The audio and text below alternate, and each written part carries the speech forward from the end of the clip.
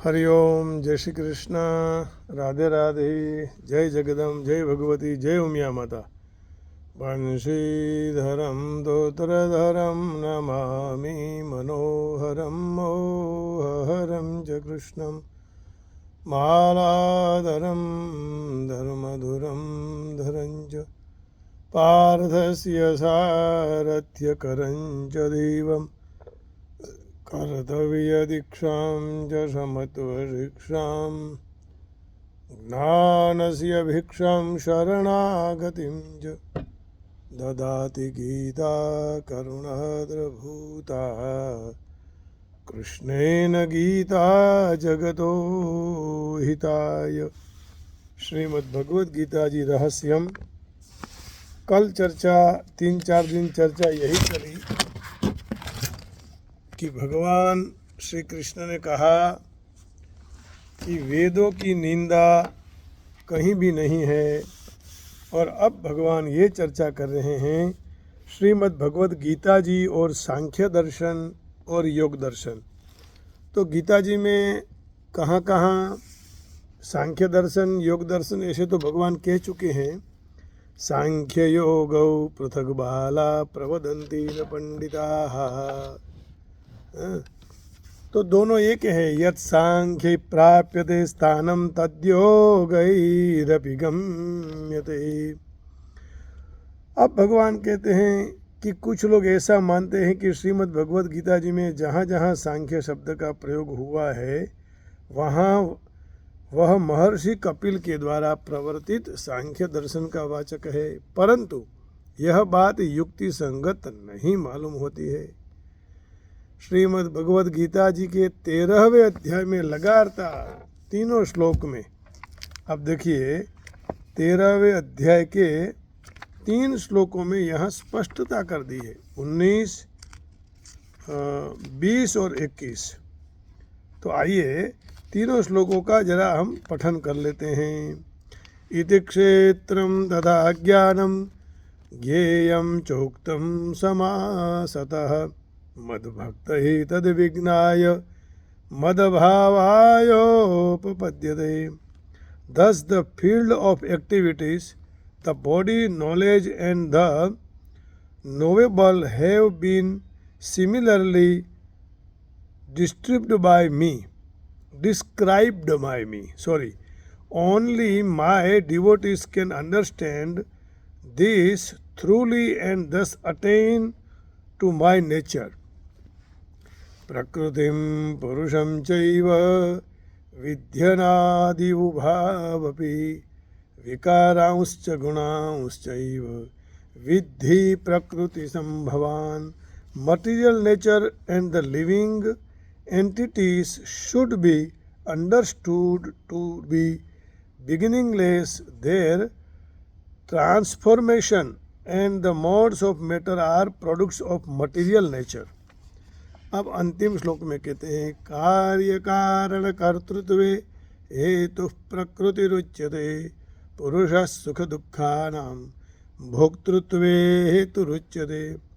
Nature is said to be the cause of all material cause and effects, whereas the living entity in the cause of the various sufferings and enjoyments in the world.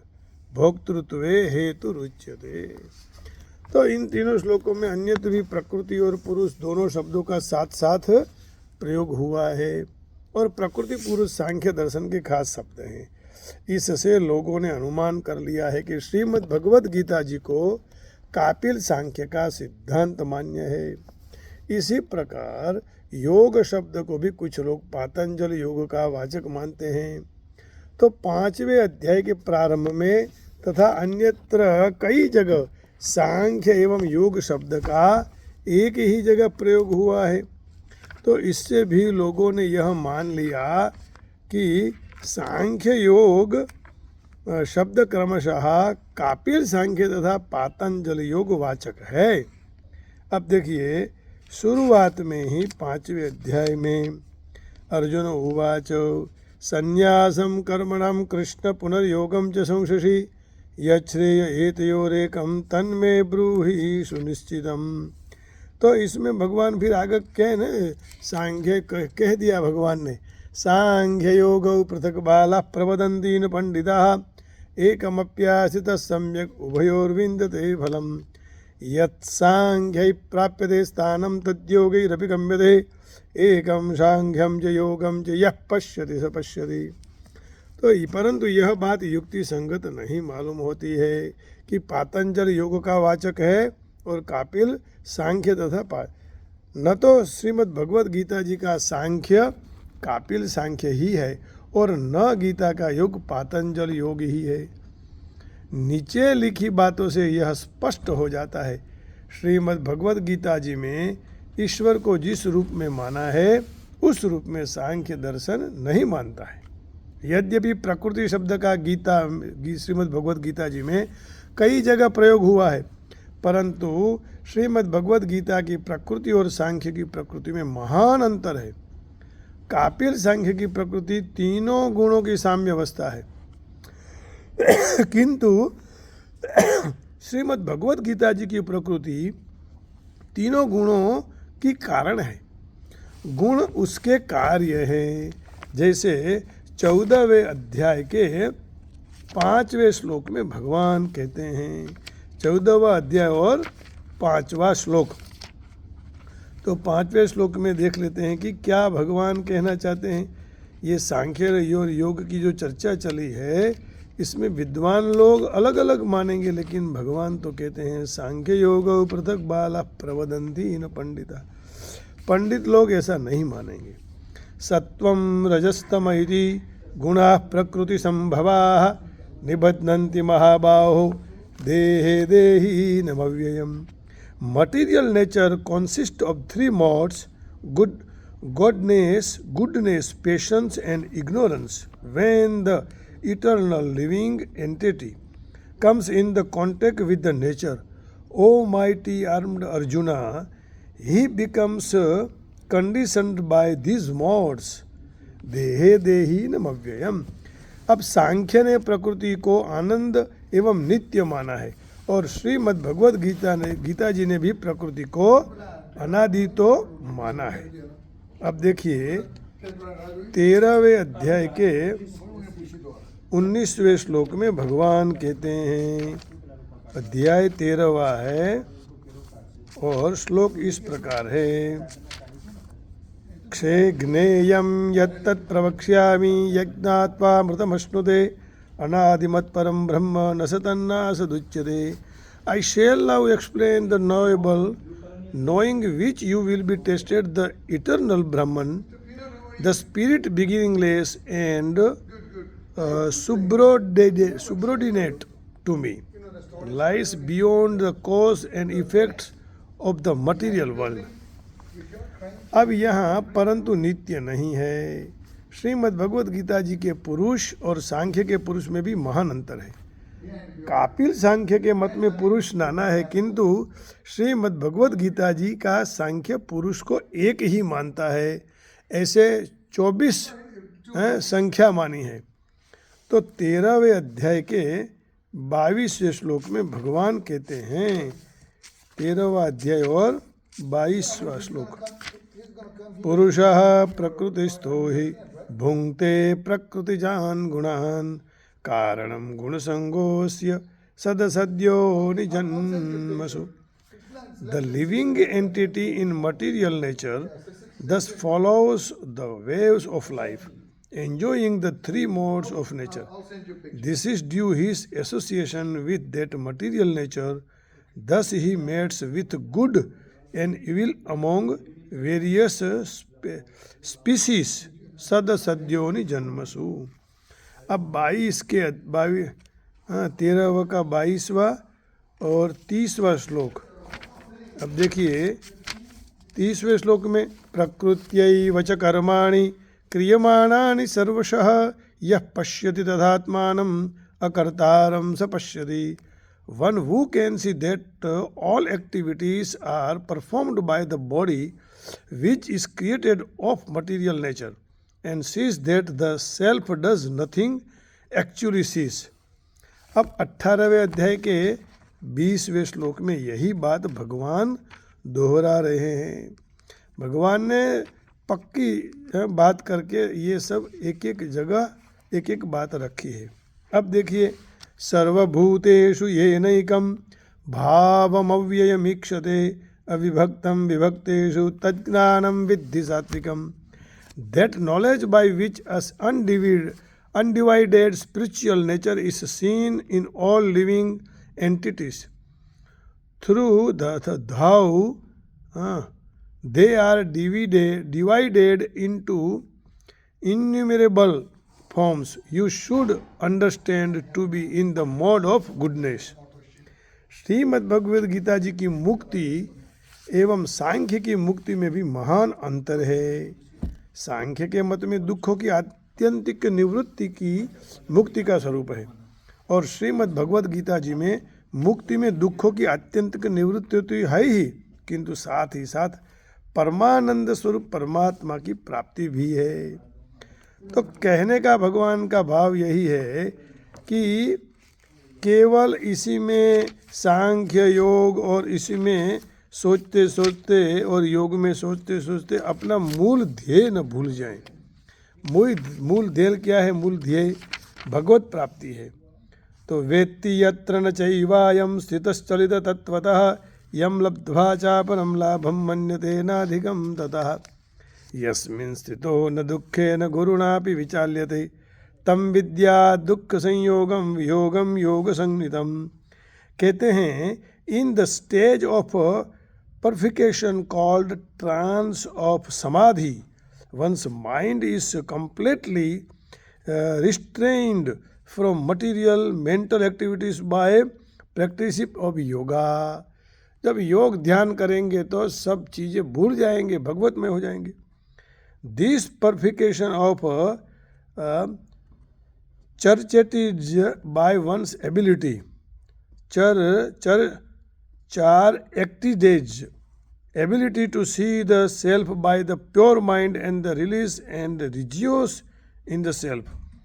In that joyous state, one is situated in boundless, transcendental happiness realized through transcendental senses. Established thus, one never departs from the truth, and upon gaining this he thinks there is no greater gain. Being situated in such a position, one is never shaken even in the midst of the greatest difficulty. This indeed is actual freedom from all miseries arising from material contact. तो उपर्युक्त सिद्धांत भेद के सिवा पातंजल योग में योग का अर्थ है चित्त वृत्ति निरोधा, योगस्तु चित्त वृत्ति निरोधा। परंतु श्रीमद् भगवद गीता जी में प्रकरण अनुसार योग शब्द का विभिन्न अर्थों में प्रयोग हुआ है। इस प्रकार श्रीमद् भगवद गीता जी और सांख्य दर्शन तथा योग दर्शन के सिद्धांतों में बड़ा अंतर है। तो आइए यह अंतर वहीं रख दे, हमारे और भगवान के बीच में अंतर न रहे, बस यही भगवान से प्रार्थना करें। माँ जगदम्बा उमिया से यही विनंती करें कि हमारा और आपका अभी अंतर न हो। अभी अंतर होगा तो फिर भजन कैसे हो पाएगा। तो आइए, ओ विश्वपति तारा विश्वासे मारो चाले छे व्यवहार। ओ विश्वपति तारा विश्वासे मारो चाले छे व्यवहार रहीस ना दूर। ओ विश्वपति तारा विश्वासे मारो चाले छे व्यवहार।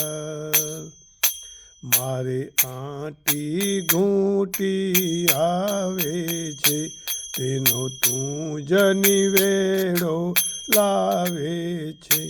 ज्या ज्या मारी भूल थाय त्या તું જ મને સમજાવે છે. આ ભૂલ ભરેલા ભવજળમાં મારે તારો છે આધાર. રહીશ ના દૂર ઓ વિશ્વંભરી, તારા વિશ્વાસે મારો ચાલે છે વ્યવહાર. ઓ ઉમિયા તારા વિશ્વાસે મારો ચાલે છે વ્યવહાર. મારે પડ તારું કામ પડે, મને વારે વારે ભૂલ નડે. તુજ વીણવાલા મારી વારે વારે વારે કોણ ચડે. ઓ દિન દુખિયાના દીન બંધુ, મારો તારો છે આધાર. રહીશ ના દૂરો વિશ્વંભરી, તારા વિશ્વાસે મારો ચાલે છે વ્યવહાર. મારો વહીવટ તું સંભાળી લે, મને નિજ જન જાણી પાડી લે. મનોવૃત્તિ મારી માયામાંથી ચરણ કમળમાં વાળી લે. હું રામ ભક્ત તુજ સંગાથે, મન કાયમ રહેવા તૈયાર. રહીશ ના દૂર ઓ વિશ્વંભરી, ઓ ઉમિયા માતા, તારા વિશ્વાસે મારો ચાલે છે વ્યવહાર. રહીશ ના દૂર ઓ વિશ્વપતિ, ઓ વિશ્વંભરી, તારા વિશ્વાસે મારો ચાલે છે વ્યવહાર. रहीश ना दूर चाओ विश्वपति। सबके हृदय में बैठी हुई माँ उमिया को प्रणाम करके वाणी को विराम देता हूँ। हरि ओम। जय श्री कृष्ण। जय जगदम्ब। जय उमिया माता। जय भगवती। राधे राधे। गीते मैया की जय। बरसाने वाले की जय।